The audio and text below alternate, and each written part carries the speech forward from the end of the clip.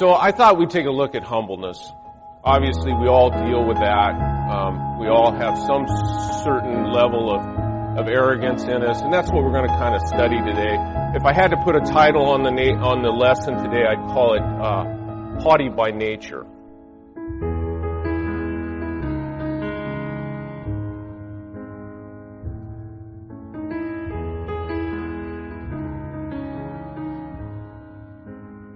Welcome, Jeffrey O'Brien. Welcome back. Thank you. You're our second repeat guest. We had John Mm-hmm. Franson on a couple weeks ago. Failing. Yeah, Franson is his he goes by Facebook. John Franson on social That's right. media. That's how I remember him. But Jeffrey O'Brien is here, and we are excited. The Ring of Honor, the Haughty Ring of Honor, one of the first members. Absolutely. So there will be no debating your induction. Okay. When the time comes, as long as you're an All-Pro and gotcha. And Yeah. Make sure that. Yep. So speaking of which, we need to for those of the rare few of you who don't already know who Jeffrey O'Brien is, he's a person of substance in this media market. He pops up here, there, and everywhere, and makes himself relevant in a million different ways. But we were talking before the mics went hot. One of the things you do, Jeffrey, is you are an advisor, a counselor to ex professional athletes, mostly professional football players, and you have some absolutely marvelous stories. None of which I know you're working with a project with. Are we allowed to even give some teasers on this, or do I need to just clamp down now? I think some of the stories are public domain, but we're one of my clients is Joe Kapp, the former Viking quarterback, one of my all-time favorite human beings, and he and his son JJ have been working on his autobiography, essentially, or an authorized biography. They've taken, and JJ did a lot of interviews with his dad and just taken a lot of this history down. He's a very colorful guy, and we'll leave it at there's a lot of stuff that a lot of people don't know about him that will eventually come out that'll be really cool to read and know about. So, fun project to be working with.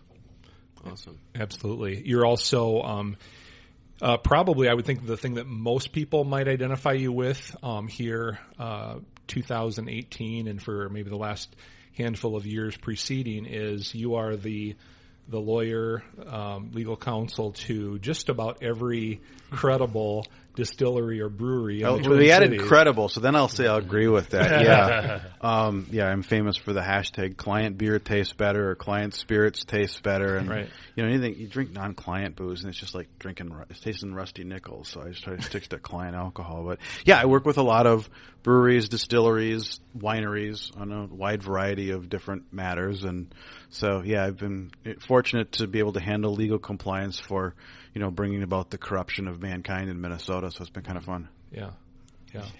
And we congratulate you for that. Well, no, thank you. There's been a pale over the Twin Cities since Sunday Sales has passed. Yes. I don't know if you've felt it. Yes. I've seen it. I felt it. That just things are darker and, demonic. I don't know if that's the word that some would use. But some would. Some certainly would. Yeah. In fact, some are current office holders. Yeah, exactly. In the Minnesota legislature. Sitting legislators would probably agree with that. But no. But thank you for coming back on, and thank you for all that you do. And a lot of your clients are a former generation of professional athlete NFL player prior to my fandom, which started in the late 80s, early 90s. But there's one in particular. Mostly because you were a lot. That's when you were That's when I was a kid. I've been an NFL fan my whole life, but there was one that we may have on. I won't name names yet, but I am very excited about the potential. What I've already leaked this in other. You talking about Brooks? Bollinger, we can say it. Yeah, absolutely. We just got to figure a date. Yeah, he said he was up for it, but he's a good friend and do a lot of stuff with him, and former Badger, Rose Bowl winning quarterback, and played a few years with the Vikings, and one of three Viking quarterbacks to where I think it's actually three Vikings total to wear number 9, of course, Tommy Kramer and Jim McMahon being the other two. So I joked, I said, Brooks, we need to do like a fundraiser sometime and sell a foursome of golf where you could be the fourth along with the 3 number 9s. And that would be like epic. Absolutely. You know, because McMahon plays golf barefoot and still is. He looked, last time I saw him, he looked in rough shape. Is he making any? I think he's still, you know, he's doing okay. I mean, he's had a lot of treatments for some of the issues that he's had, and I don't think it can't reverse anything that he's gone through, but it can, you know, halt the the progression of it. Certainly, well, that's fantastic. Yeah. But that Brooks was, a lot of players you talk about, I didn't have personal, experience with as a fan. But Brooks Bollinger's the one guy I'm like, oh, wow, yeah, Brooks. I know Brooks Bollinger. Like, that would be awesome. And I think, Brandon, you said, and I feel the same way, like, if I told many of my friends who aren't as political as we are, Brooks Bollinger may be on the show, that would raise some eyebrows. They'd be like, oh, wow, really? Like a real professional. He's played, 6 seasons? I think 6 seasons. You did some Googling the other way. The starting, you're the man. You're the quarterback. Started one season for the Jets, or most of one season. Mm-hmm. One of his biggest claims to fame in the NFL, besides winning a Rose Bowl as a freshman at Wisconsin, is huge. Just a minor. I remember a glorious day at Lambeau Field during his tenure. But during his Vikings tenure, with the game where Adrian Peterson set the single game rushing record, Tavares Jackson got hurt, and Brooks ended up coming in and spent most of the game playing quarterback. And basically, he said it was like a throwback to college. All he did was turn around, hand the ball off. Right. Who did he hand off to at Wisconsin? Rondane. Okay. Yeah. Sure. Jeez. All-time college great. Yeah. So, but maybe I think he can take at least maybe a decile of credit for that event. I mean, after all, the exact proximity of where he turned to hand the ball off and when clearly Adrian Peterson took the ball, even the height at which he took it, all were factors in him hitting the hole. Well, like he did, right? It's funny because come on, we can talk. Right. He'll talk about more when we have him in, but he will joke. Someone asked him after the game, did this game somehow how was his confidence after this game?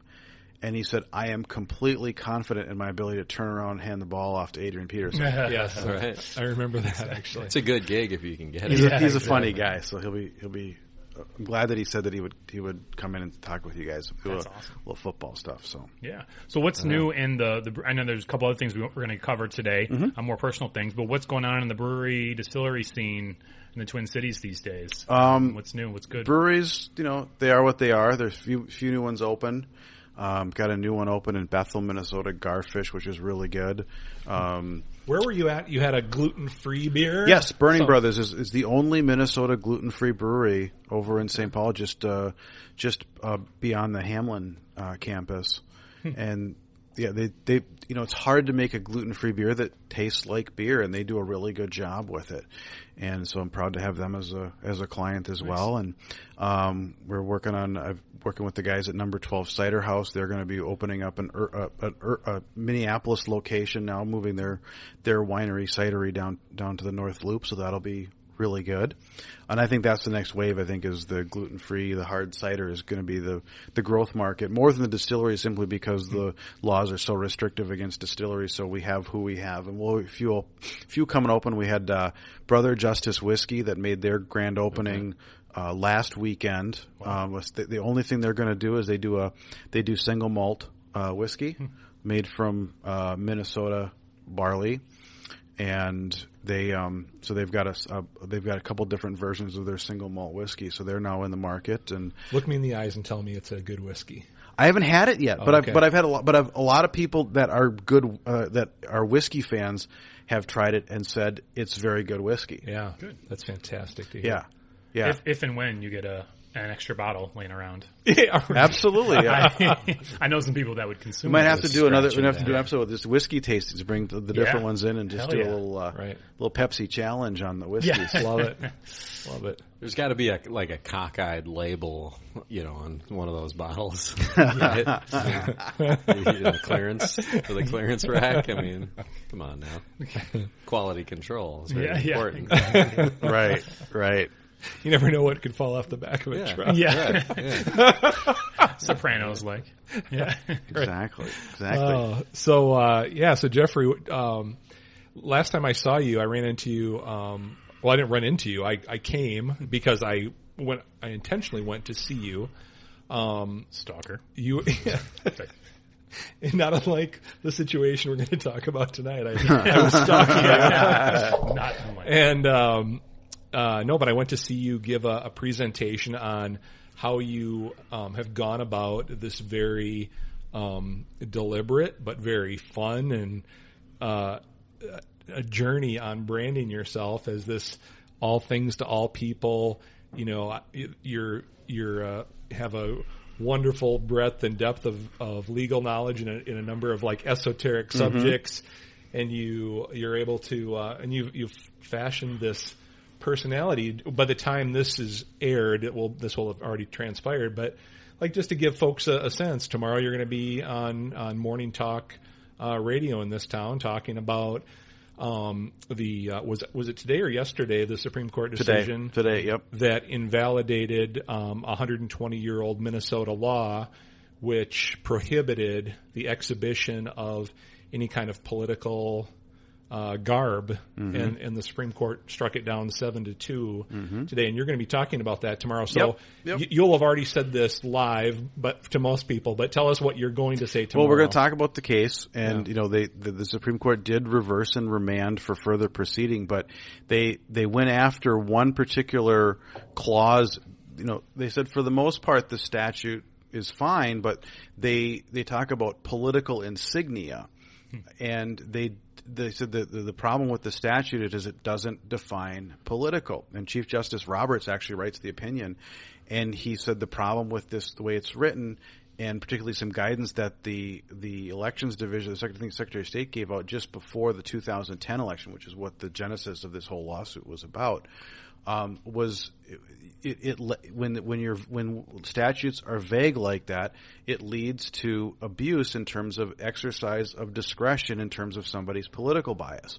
So he talks in the decision about examples that apparently this must have been an oral argument that they threw out to the lawyers for the state of Minnesota as to examples of what may or may not. If you're talking, this was talking about somebody had a Tea Party Patriots T-shirt on. At the polls, and so they went through the examples and what the state's response was on various issues, and they said there was people walked through with a button that said "ID me," and the elections people said that was political. Had to take it. They were written down or whatever. They were reported for this violation. And Roberts noted that there was no voter ID law on the ballot that year, but some candidate had taken a position on it, so therefore they deemed it political. So then he goes through this whole list of what they said was okay and not. So they say this must have been Kennedy. This was Roberts. Oh, okay. And he said this was the state's response: All Lives Matter T-shirts, political. NRA T-shirts, political. Rainbow shirts, fine, because there was no gay rights issue on the ballot. But that's not the This was the best criteria, one. though. The best one. You couldn't wear a T-shirt with the Second Amendment on it, but you could could wear one with the First Amendment. Not all amendments are created equal. That absolutely. And so he says this is way too open to interpretation. My goodness. This is this part of what he said is with some great language. He said that the statute definition or there's no definition of political. He said the statute is unmoored when it comes to the definition of political. And so it's when they said when those unmoored. Whenever you're digging deep into a heady opinion, you got to use moored, right? That was a big Scalia word. Yeah, unmoored. So yeah, it's interesting. You know, it's always fun to read these opinions because they all have their own writing style. You know, Roberts. I always say that, you know, when you look at what Roberts has tried to do on the court, in the aftermath of the Bush v. Gore, Roberts has tried like hell to keep the court away from being a political target. Yeah. And so he always tries to find the non-controversial opinion in something. Kennedy's an Besides interesting. his ACA. decision. Of course. Well, and I think that goes to it. I think he strove to find a reason to call it constitutional, so that his view is basically, if you don't like something, vote them the other out, way. but don't come to stop bringing this stuff to us. And I think in some respects, at the state Supreme Court, I think Chief Justice Gilday is the same way. I think you saw with the legislature v. Dayton case, I think that was the same kind of thing. They tried everything possible not to have to rule on that because they didn't want to be involved in a political dispute. Mm-hmm. So, and by contrast, Justice Kennedy, who, a week ago came out with the cake baker case, he's got an interesting style because he'll write, some big flowery opinion, and then he'll kind of tip you off as to the nuances that, the cases that yet need to come to the court so they can finish off the nuances of the whole issue. So he'll say, we haven't decided this here, meaning bring us the case that says this, and then we'll decide that. So it's really interesting to see. And of course, nobody beats Scalia in terms of his opinions. His were just downright entertaining to read. And so it's interesting to read the different styles of their opinions. Let me float a theory by you. I think, what if the cake bake decision, which was written by Kennedy, it almost seemed like a valedictory to me, and also not that because it was created massive new case law, right? Mm-hmm. But because I think he was like, finally, allow me to be hopeful. Like, I think he was going, you know what, I'm not going to go out with some, flourish. I'm just going to I'm going to decide this on the merits of this particular case. I'm going to move on because I'm ready to hang it up, and I'm going to let somebody else come in and pull the trigger one way or the other. You might be right. I think that I've heard a lot of talk that he's thinking of stepping aside before the midterms. Well, they know for sure that they've got the Senate, so they can run them through. I honestly don't think I think it would be a really hard. You'd have to have a serious blue wave for the Democrats to take over the U.S. Senate. Right. They could win the House, but right. I don't think they're going to win the Senate. Just the seats are stacked against them. But I think maybe the case, the same-sex marriage case, that's his really kind of become his hallmark now, his legacy. And I think, there's the florist case out in Arizona, which would get to the issue of what's the limits of this religious conviction exception. I think he wants that case. I think he ultimately. You think he wants that? I think he wants that one I think he wants to close it out, to close the loop on the whole issue. He wants one more. Well, he asks in the opinion. He brings it up. He says, "We haven't decided the issue of these facts aren't in front of us." When Justice Kennedy writes, "These facts aren't in front of us," meaning is translation. Justice Kennedy speak for, "I want these facts to be in front of us." What is that case? I'm not familiar with the similar case. Florist that Gotcha. didn't want to do flowers for a same-sex couple, Gotcha.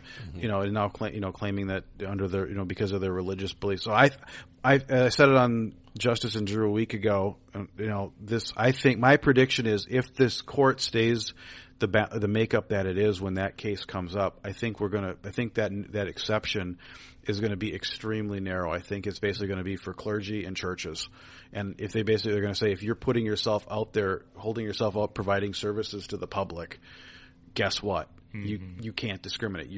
Someone comes in, wants a cake, you got to give them a cake. You want flowers, you want flowers. If you don't want to be involved in doing it, then don't be in the wedding business. Mm-hmm. And so that's my prediction. That's just I'm not saying anything about merits of it. I'm just saying I predict under this court right now, I think it would be a 5-4 going that way. And I don't disagree, but I was just reading the tea leaves, thinking maybe that was Kennedy's way of saying, you know what, I'm hanging her up, and I'm just going to step aside. I don't need to. Yeah, it's I don't know. I know. I had some people said that by Trump picking Gorsuch as former Kennedy clerk, that perhaps that was kind of the suggestion of it's going to be okay without you here. And you can move on. So we'll see what happens.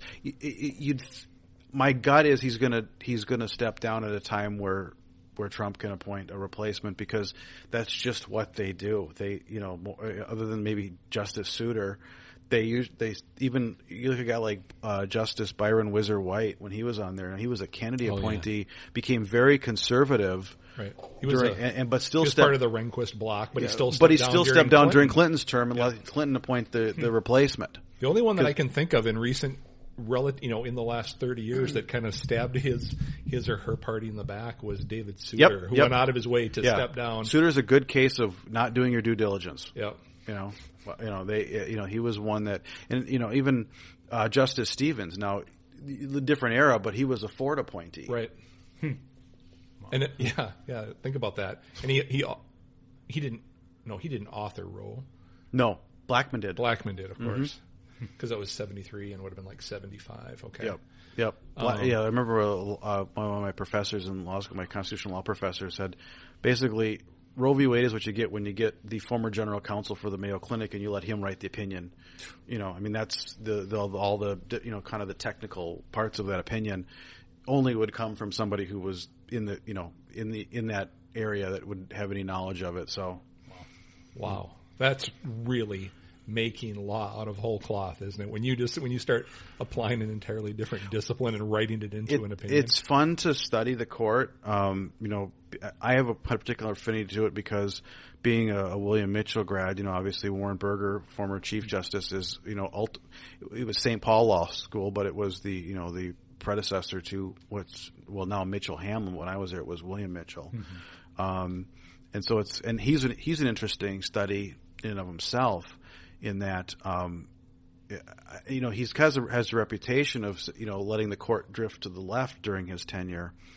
And I remember when I was in college, and I was actually just starting law school, and I'd been out to some conservative enclave out in D.C. and when I told him I was from William Mitchell and Warren Burger's alma mater, and this guy said, "Oh yeah, Warren Burger, he would sometimes vote with the side that he didn't agree with, so that he could assign himself the opinion and write that opinion in a way very narrowly so that it couldn't be taken any further than he wanted it to." Yeah. There's actually a book out called I think it was The Burger Court and the Rise of the Judicial Right.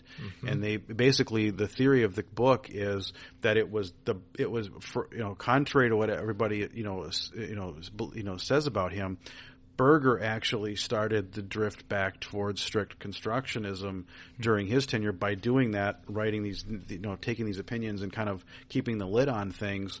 And then, of course, when it shifted to the Rehnquist court, then it kept moving further to the right. But like I said, Burger doesn't get enough credit for that.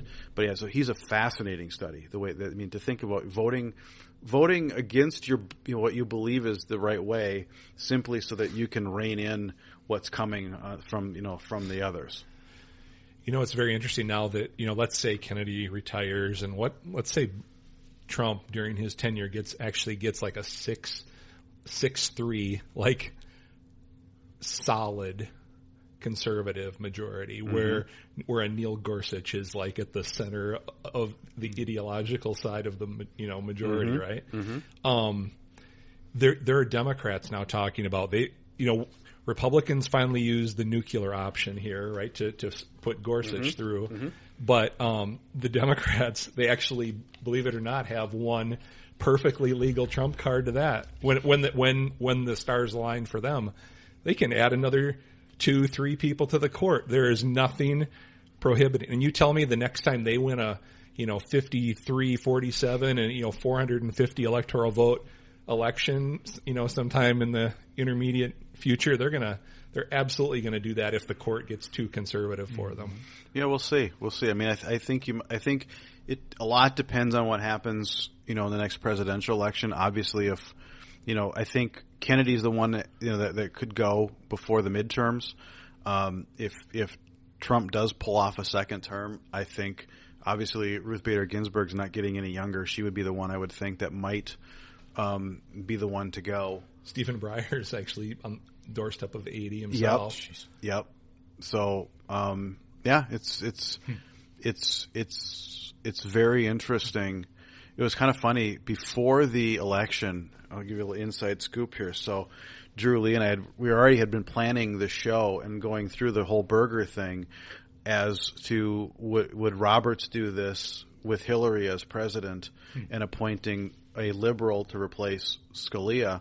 So we had already had the show all kind of roughed out for the Supreme Court under Hillary. We just basically ripped it up and threw it away, and went with well, now we know what's going to happen. It's going to stay kind of stay the way it is. So, but yeah, we were already getting the fatalistic approach and thinking that this was going to happen. And was Roberts going to be adept enough intellectually to do what Berger did?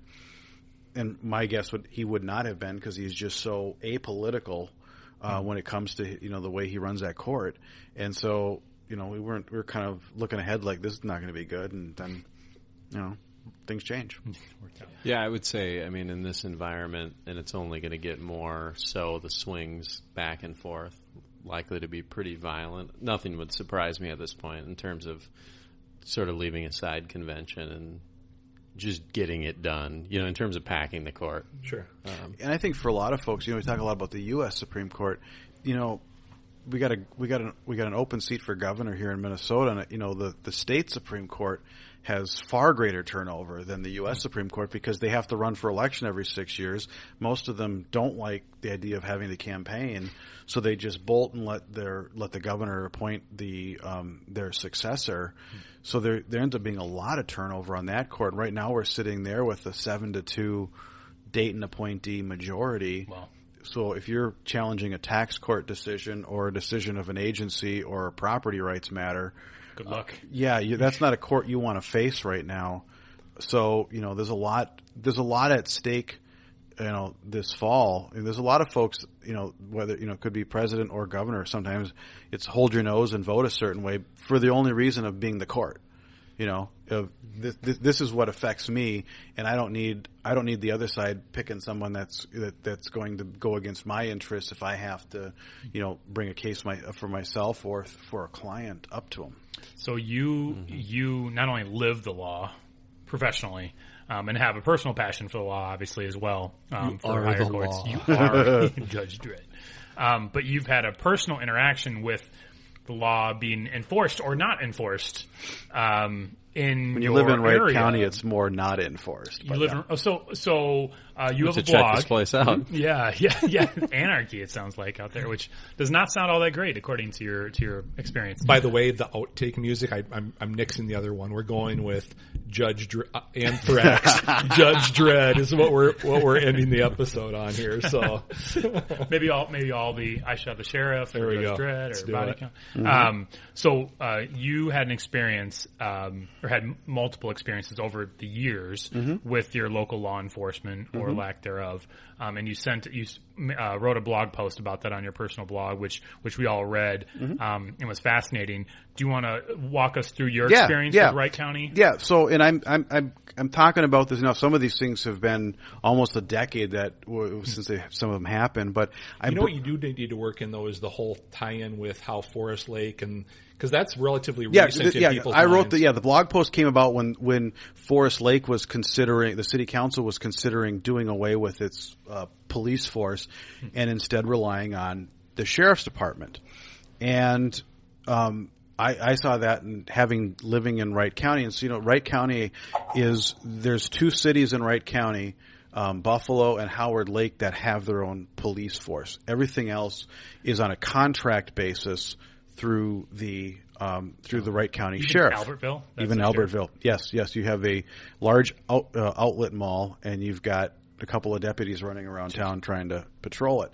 And what I've come to understand from talking with folks, and when I talk about this stuff, I should do the disclaimer. I have friends in law enforcement. I'm not knee-jerk anti-law enforcement, but I don't like when you hear about the stories of when you hear the stories of the bad apples, and I'm not like some of my fellow folks on the right, the Republicans, that swoon over law enforcement. I understand that there's some shady characters that shouldn't have badges. Sure. And there has to, and my point is that there has to be some mechanism of culling out the bad apples from the bunch, rather than just always talking about them.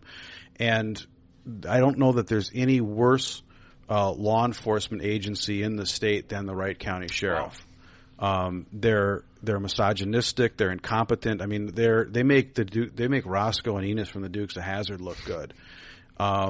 we have a sheriff right now. Fortunately, is not running again, but he's very political. It was all about image and everything. So, things like, well, let's not report, crime statistics because then I can say that crime is down. But every year, 0% was the crime rate. Every year, every year the bank in town gets hit, and everybody makes a quick getaway to 94. Somehow, they're just, and it's not just the sheriff. Seriously, this is an annual thing. Yeah, for a while it was. For a while it was. You live on the frontier. It was a 2 or 3 year stretch where the premier bank in Albertville would get tagged, and they would make it their way to 94 right away, and before they could even, I gotta be honest, was right Jeffrey. Block, so. Everything you've told me about Wright County makes me want to pack up and move there. Tomorrow. Absolutely. Well, and it's like the Wild West. There's no libertarian Lands End. It's Ancapistan. Yeah. Well, I can tell you, it works as long as you get the right folks living there. But then what happened was, and a lot of this was a product of when the real estate market crashed. So I ended up. You ask, why the hell are you out in Albertville? We move out from kind of the outer ring suburbs out there, and we're being, at that point, the real estate market, everything was expanding out that way. It was becoming the next suburb, and we live in an association-controlled neighborhood. It's like a little community, a city inside the city, right? Mm-hmm. Well, I found out since then that doesn't work at all. Mm-hmm. Put a bunch of rules, put about a 3-inch binder of rules in place, and give nobody any kind of police power to enforce it, and you find out that things don't work that well. And you get the situations like we've gone through. And so what happened was this was supposed to be kind of like a neighborhood full of executives and professionals, telecommuter, people would commute down to the cities. Lawyers extraordinaire. There you go. Sure. The one business owners, et cetera, et cetera. Mm-hmm. And then the real estate market crashed, and overnight houses that we would maybe pay $450 for became $250. So now we've got the local yokels in there, and probably a bunch of auto finance managers. I'm not going to comment on what they are, but our neighborhood also has a pool. So it was, oh my God, I can't believe I finally can afford to live in here. I'm like, oh shit. Yeah. Another one. So, it's interesting how it's shaken out now, and now the market's coming back up and we're getting a little different mix, but it's been 10 years of living near some of the worst degenerates that I've ever laid eyes on, and no worse than the one next door to me.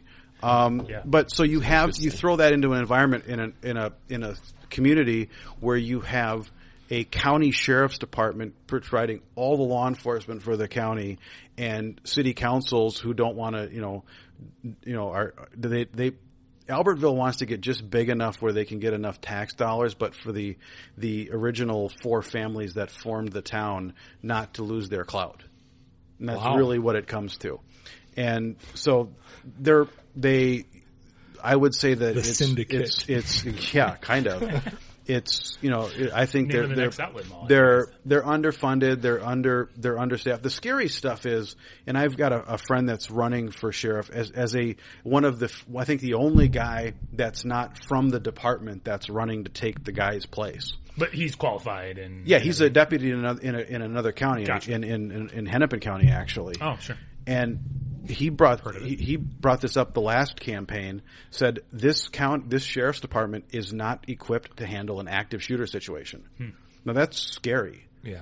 He said they don't have the training. There's a mall in. Yeah. He said they don't have the training to deal with this. Now they all disagree. Well, budgets and this, and it's like no. And so, I mean, that as a citizen of the county, that's the kind of stuff that scares you. It's like, great. So they really aren't equipped to do with anything more than, the traffic stops, and that's about it.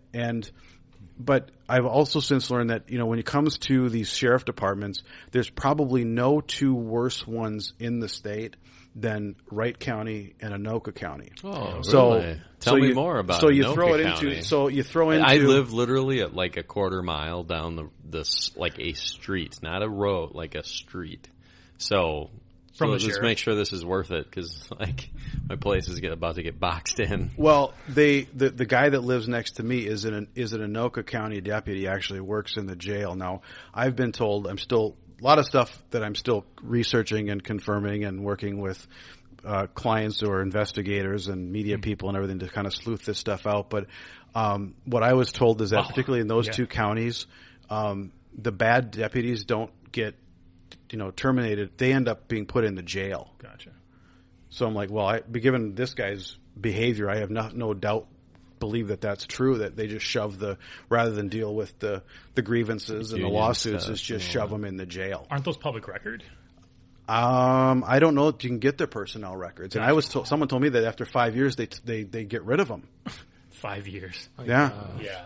I hope that's not true. I'm sure very well may be true, but think about the implications of that in the realm of law enforcement. I mean, you could have some.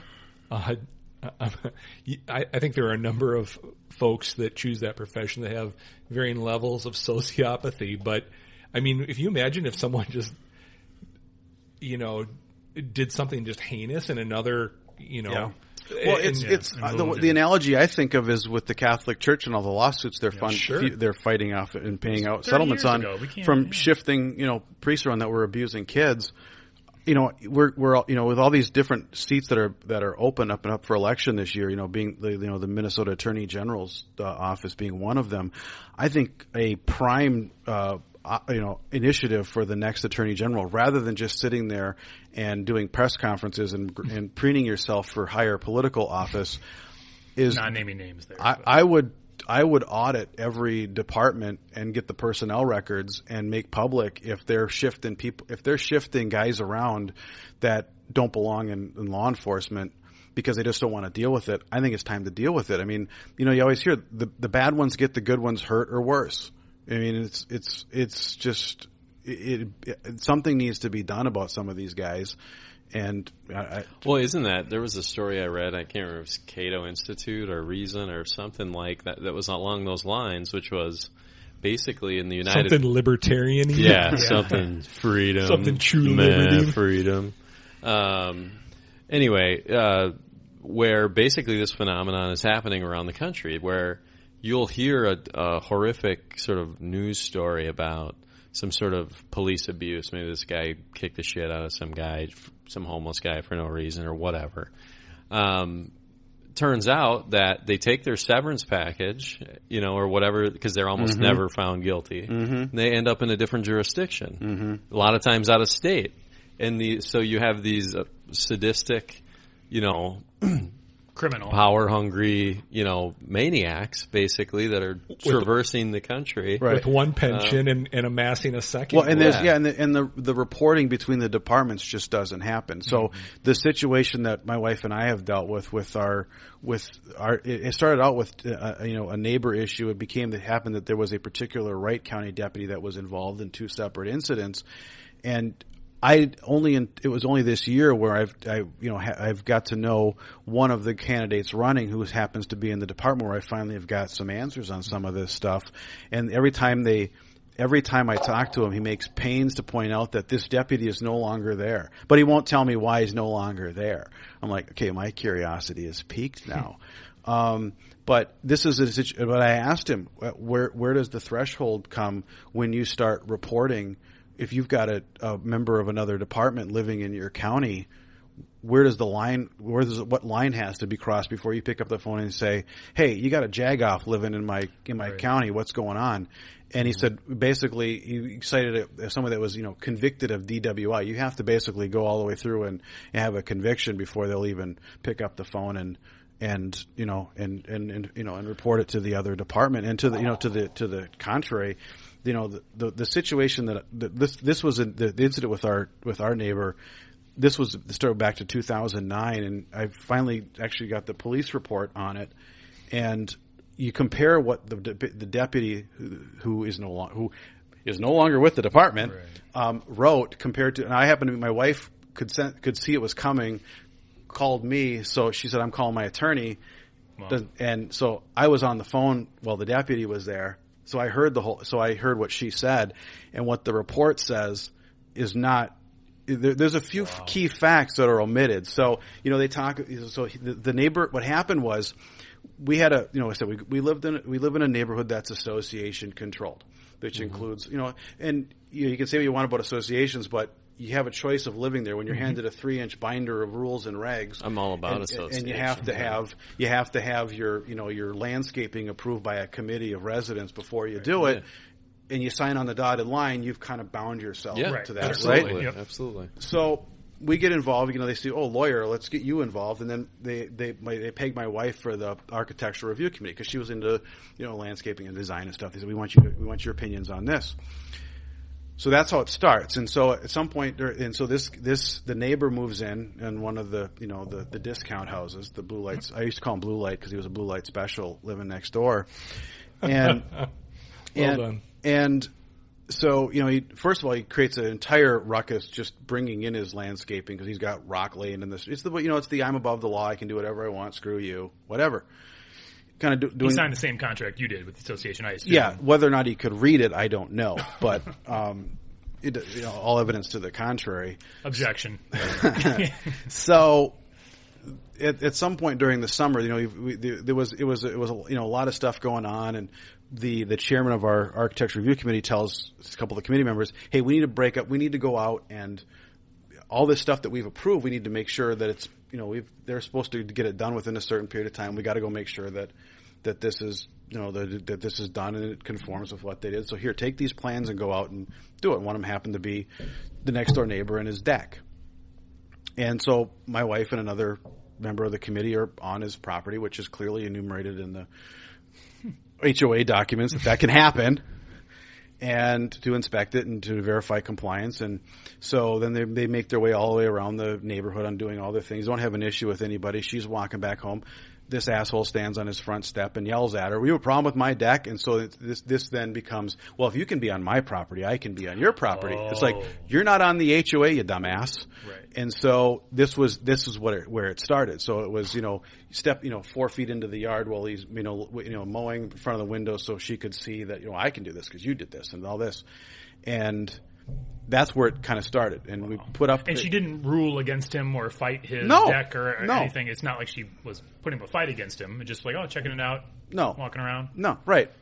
She just was verifying that it was completed in the way that his plan said it was going to be completed. And so, just the aggression, just the territory, just this primitive aggression. And it got so bad, and like I said, it sits just at a level below where I could go hit his ass with a restraining order. Yeah. And he knows it, I think. And so later that year, I get, my wife hears a noise behind the house, and she catches him kind of running out of the yard. We think he was peeking into our windows in our basement, and it's like, okay.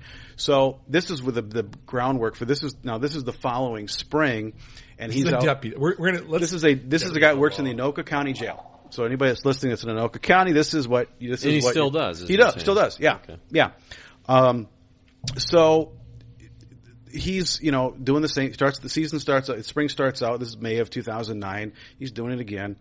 My wife, she said, "I'm going to go just talk to him, see if we can stop adults doing what again? Like he's peeking over. in the windows? No, he's like 2 feet into the yard, mowing his yard, and he's over over into our yard all the time, right? But making it obvious. That he's making it. So she walks over and she just, she says his name. She says, and very politely, she said, "We could get along a lot better this year if you just stay on your side of the lot line."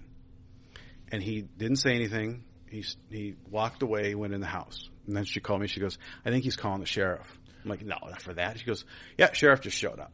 She said, well, keep me on the phone." So he comes up and said, "Well, I understand you had a confrontation with your neighbor." She's like, "No, I asked him if he could stay on his side of the lot line." Granted, when she spoke with him, he was already in our yard. So she's telling somebody who's on her property, "Could you not be in my yard?" And that was reported as a confrontation. Wow. And so my wife then says, "Well, here, let me show you what's been going on." And she walks him back to our back of our house and shows where he was. And she goes, "No, would you agree that that's my property?" "Well, of course." "Well, why would he be back here?" And the guy deputy didn't have a response to it. And it kind of ends the conversation. He was going to go over and talk to him. He said, he can mow his yard any way he wants. She goes, "True, but he can't do it by being in my yard all the time." Sure. So I was always curious. It took a while to finally sleuth down the report, and this shows you kind of the brotherhood here. Mm-hmm. I pulled it up, and so this is what it says, and I'll leave names out. So it says, And he's looking at it right now. I assume. Yeah, this is the report. Yeah. Okay. Yeah, we can see Yeah, it. and this is legit. This is my columns of the report versus what actually happened because yeah, I was sure. on the phone listening. You got some serious Excel. Yeah. Don't I? Documentation here. I think it's actually a word table. You're about to Yeah, hear it's the a simple word truth. table. So May 11, 2009. So on 5/11/09 at approximately 13:09 hours, I responded to a neighborhood dispute at, and gives the address. We'll just use this name. Asshat stated that his neighbor had been yelling at him and telling him he was not mowing his lawn the correct way.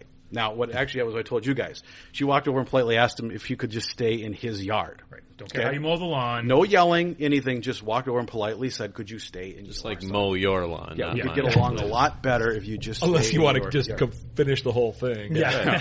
Which would be totally cool. You can also. get my lawn if you. Yeah. So we'll just say, Asshat stated that he and lawyer extraordinaire's wife. He's known more affectionately to his friends and family as fuck. There you go. Officer. Fuck. I think he's also been Okay. known in our house as shithead, dumbass, a lot of different things. He said today that he and Mrs. Lawyer Extraordinaire had confrontations with each other last year. Now, if standing on your front step and yelling at your neighbor and constantly trying to goad them by trespassing in their yard is considered a confrontation, I suppose that's correct. That sounds to me a little bit like borderline harassment unilaterally. He's not wrong though. He did confront your wife. Yeah, but So it it's a says confrontation. had confrontations with each other. Ah. Not really. It was more one-sided. And by more, we mean completely. So then the next step, lawyer extraordinaire's wife stated she did not want dumbass walking in her yard when he was mowing his lawn or at any other time. It's not exactly what she said. She took him back to the back of the house, showed him where the guy was behind our house. That part is completely omitted from the report. That he was previously. and in there's her where lawn. you see the subtle He was little sleight of trespassing. hand on how they write these things because, No mention that right. there's clear evidence Multiple. that they're Yeah. that their And then he colleague says was- both parties were advised to stay on their own property and to avoid contact with each other. And I guess he told my wife he can mow his yard any way he wants. Okay. Now here's the interesting part. That was the whole sum and substance of this incident. So 5 years later, we won't get into how this all transpired, but his wife was gone and now he's got someone else living there. And I don't have the records to support what I've been told happened, so I'm not going to say anything about it. We can talk about that What off is air. your conjecture? Huh? What is your conjecture? I will just leave it Okay. at that. I don't need to get a defamation suit until I have documents in Yeah. front of me. Anyway, so Asshat versus lawyer extraordinaire. so a woman moves in with him and her 3 children, and they are spending a day throwing rocks at my house. And my wife asks them not to do it and tells them, which is true, that this is considered vandalism, and if they were to damage something, that she could call the sheriff. So this is now you get into the self-esteem generation of parents that come down later on that night and are just castigating us because we had the audacity to suggest this, and we were told that we should let them do this because this is what they were feeling in the moment. So we were stifling their creativity. This is like a few weeks after Ferguson, and we had like a mini white people Ferguson on our street with all these parents, congregating at the street, coming our way, and standing in our driveway. And we were worried about our safety, and so my wife calls the sheriff. They put her to, of course, get the deputy that responded 5 years earlier to this thing, and transpires. And at one point he says, "Well." Now, keep in mind, he came out for a confrontation over saying which way, to apparently yelling about how to mow the lawn, right? And he says to my wife, "Well, do you see any weapons?" And she's like, "Well, not that I don't see anything visible." No. And he said, "Well, if there are no visible weapons, I'm not coming out." He said this on the phone. Yeah. So, dude calls standing in somebody else's yard, and saying that, I had a confrontation with my neighbor, but woman calls with a mob in the fucking driveway. And he says, "Well, if you can't see any weapons, I'm not coming out." But of course, he's no longer with the department, but they won't tell me how why. is that, just regardless of all the personal subjectivity you have here and experience, legally, if there are a group of people confronting a homeowner or vice versa, a cop just to say, "I'm not going to come out"? I think part of it goes back How is to, that I think even- it goes to a couple things given this county. I think part of it is the staffing issue. Okay. These cities underfund law enforcement out there, so they don't have, they're looking for revenue stops on the county roads versus, they don't want to go be proactive and stop. They've gone away from being preventative. They are simply reactive to if the shit hits the fan, they'll deal with it, right? They go clean up accidents, they pull over people, right? They deal DUIs. with yeah, exactly. Gotcha. They're about only thing they're equipped to deal with is traffic stuff. I mean, they can't even deal with the land behind us. We've got. It's vacant. Now it's being built on, but for a long time it was investor owned and people would just use it for whatever, right? ATVs, snowmobiles. It's not yours. What part of private property don't you understand? So you call the sheriff and it's like watching a snipe hunt, trying to watch them drive around and try to find, it's like, I can see them. They're right there. I can see your car over here. Well, I can't go over there. So it's an ignorance of the laws. It's just an ignorance of everything. Plus, again, I don't think they're understaffed and they're not trained properly. Sure. And so you get this nice little cocktail between, degenerates living next to you. And of course, because they've got a badge too, that there's sympathy for them. And so part of the reason why I'm talking about this now is he's now tried to reinvent himself. He's got his little thin blue line flag out every once in a while. So I get my Gadsden flag out and throw whenever he throws that thing out. And I'm like, no, you're not reinventing yourself. You're a piece of shit. And I'm going to use whatever resources I have to bring this to light when everybody's running for election so that something gets done about this. Cause I don't think my wife hasn't gone to the mailbox in 10 years. She refuses to walk past his house to go. We have the community mailboxes. She won't go out there. And I'm like, I don't blame you. And it's sad that an environment like that is allowed to exist. And I put it back on, you've got bad apples protecting bad apples. And it's time something gets done about it. Is it a bad apple issue? I mean, certainly is a bad apple issue, but how much is it the funding and the training aspect of that? Well, I think it's huge. I think particularly when you're talking about Wright County, I think a change in leadership to somebody that is an outsider, that has a different perspective, that's been living there and is frustrated too. I mean, there's a lot of folks I know privately will talk to people on that force that are frustrated with what's gone on. Sure. There's a huge amount of turnover, and you see guys come on that are really nice guys. There was a time where when you get some of them, they'd come up and if you called in on something, they'd call you back, tell you, we did this. This is how we resolve it. Or if they were looking for something going on, if they couldn't find somebody, they'd pull in and knock on the door and talk to them a little bit, and really friendly.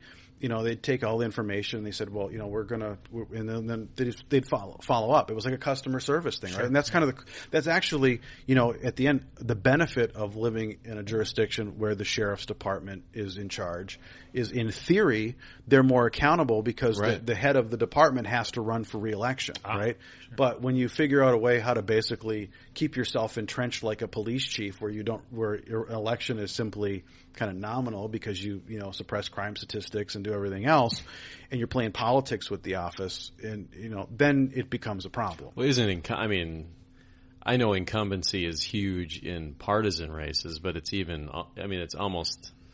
You can.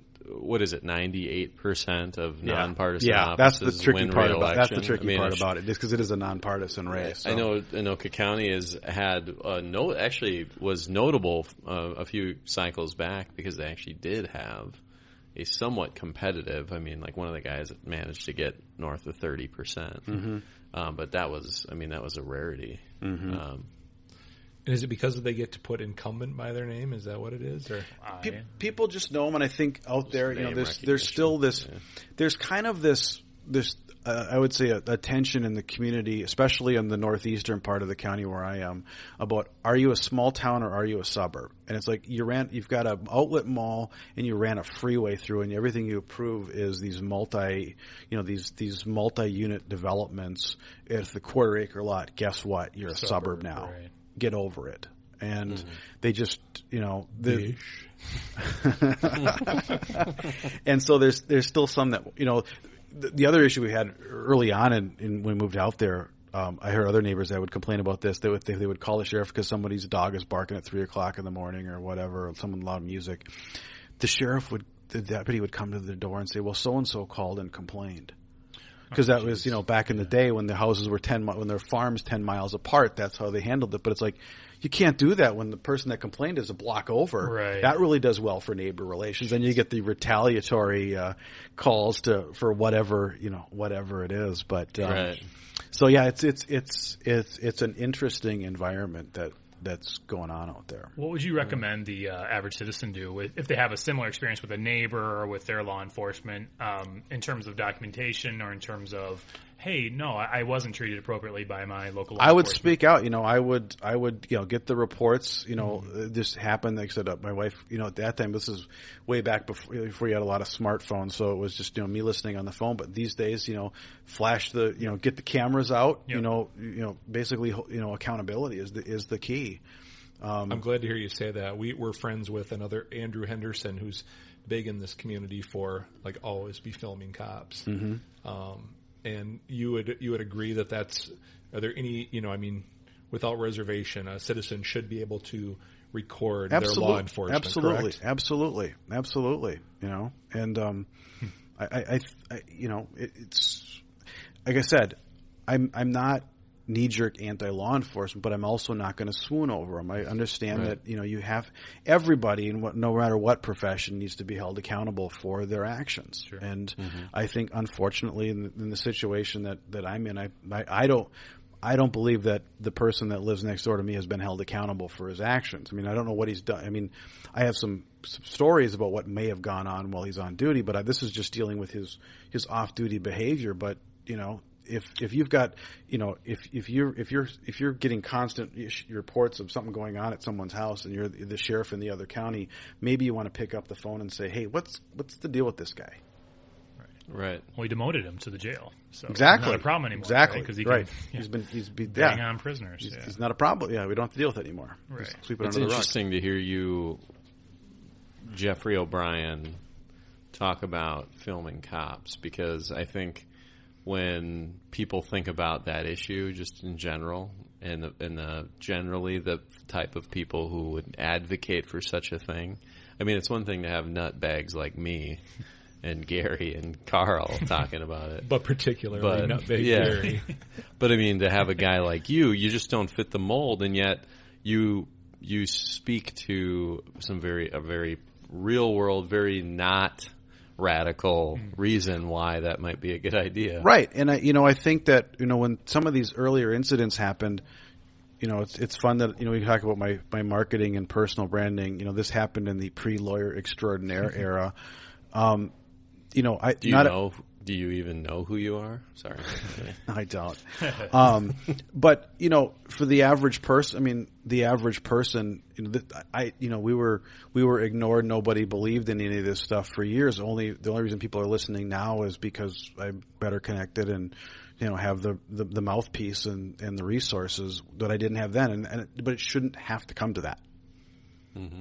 And I will say that, I've got a lot of friends in law enforcement, and when they've never doubted the stories, and they've been the ones urging us to speak out, because, they're worried. They said, this is the kind of stuff that ends up boomeranging on us as good people.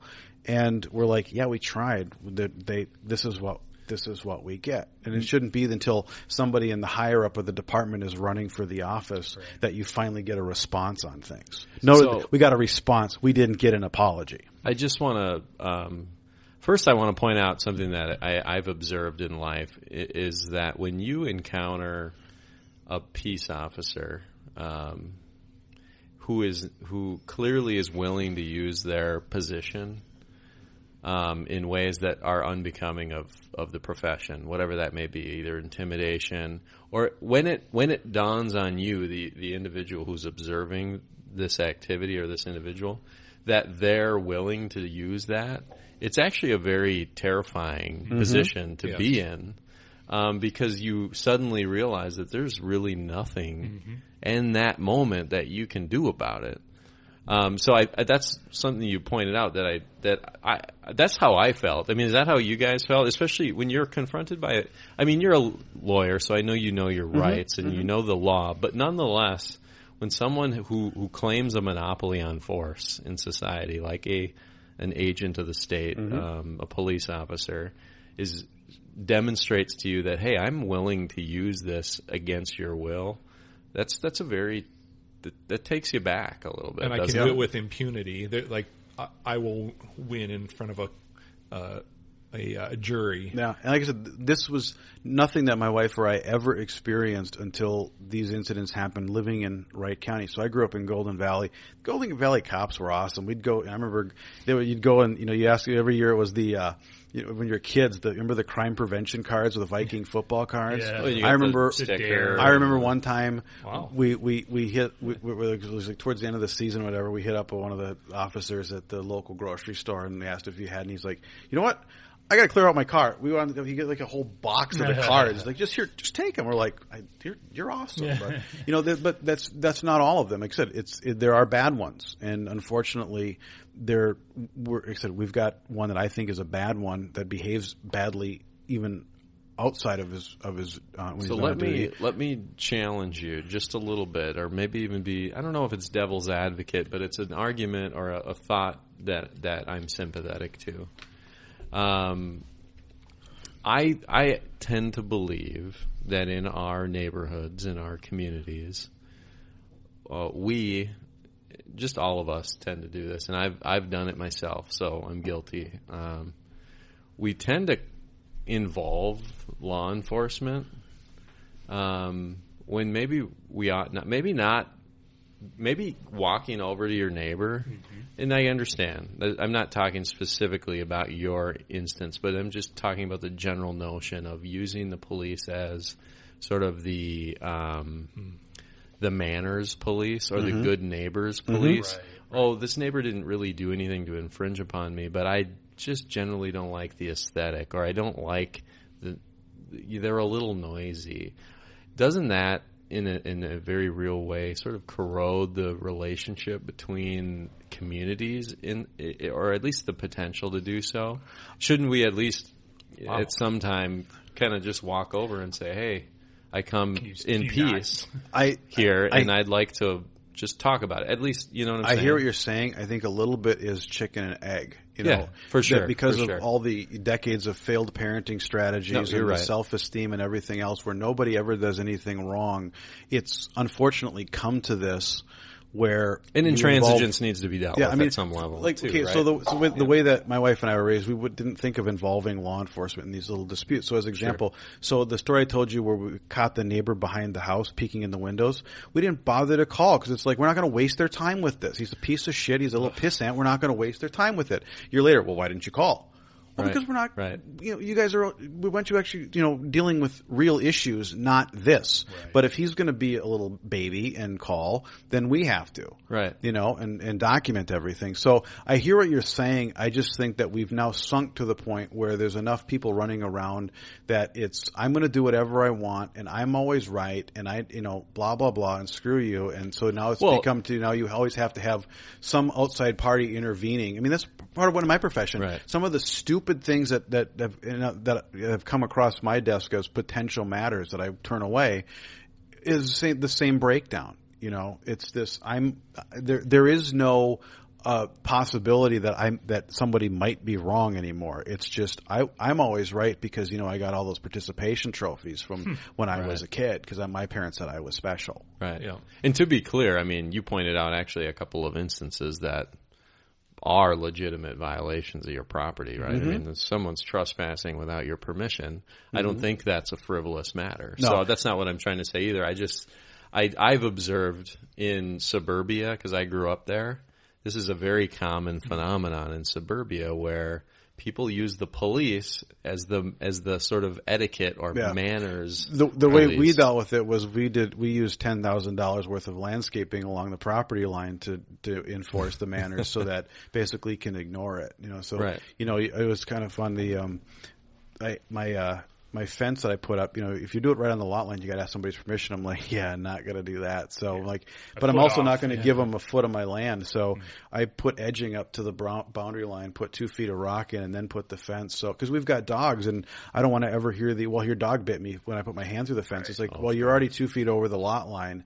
So why are you trespassing on my property? Right. Yeah. So but you shouldn't. Someone shouldn't have to go to the extent of $10,000 worth of a fence and landscaping just to make your neighbor behave like a civilized human being. So I had a neighbor experience recently of the same vein. And Brandon, to your point, I totally agree. As a first-time homeowner, 5 years ago we bought our first house that we still live in. I've always resented that exact thing of like, I don't need the police to solve interpersonal disputes. Within a broad spectrum, there's really a minimal amount of time that I need to involve the police. But for most things, yeah. But as a homeowner and we don't have an association, but we do have a neighborhood, a small community that has a lot of pride, and as a keeping up with the Joneses kind of way, I want to present my house the best way possible. And when there are those neighbors that you're describing, not nearly as bad as you're describing, Jeffrey, but we have two of our neighbors are probably, arguably the worst neighbors in the neighborhood of 100 plus houses. Mm-hmm. And they've done nothing to infringe upon my rights generally. One neighbor had a couple toilets on his driveway for 6 months. Wow, that's really sucked and made your house look like shit. But, what am I can complain about it and bitch to my neighbors about it, but I'm not going to do anything about it, right? However, just a couple nights ago, we had an experience with one of our neighbors where I think there is substance abuse involved. I am guessing. And I think there's mental disorders involved as well. I am guessing. I've heard stories, though. Like he ran headfirst into a brick wall a couple years ago in his car while drunk. And, I've met him trying to push his car out of his driveway a couple times because he gets stuck a couple times each winter. Does he work for the Anoka County Sheriff? He works in the jail, actually. Yeah. So a weird dude, but he's a weird dude, but he doesn't bother me. You can be a weird dude in your own house, Sure. That whatever. Right. And and for 5 God, years, I hope so. Right. Otherwise, I'm screwed, man. But they haven't bothered us or infringed upon our rights. But a couple nights ago, he pulls into his driveway and just lays on the horn at 1 a.m. And I don't know, we have a third of an acre, so that's an act of aggression. We're maybe 50 yards. Our bedroom's maybe 50 yards from his driveway, and just lays on the horn. It's not a beep beep; it's a beep beep beep. And holds it down. And we're talking 5-10 minutes of pretty solid. Unreal. At 1 a.m. in a quiet suburban neighborhood. And our windows are open and things like that. Mm-hmm. And, and he lives at the goddamn house. Right. And so he eventually this big fat ass motherfucker gets out of his car, waddles over, bangs on the door, gets the garage door open, he pulls in his car and everything's over.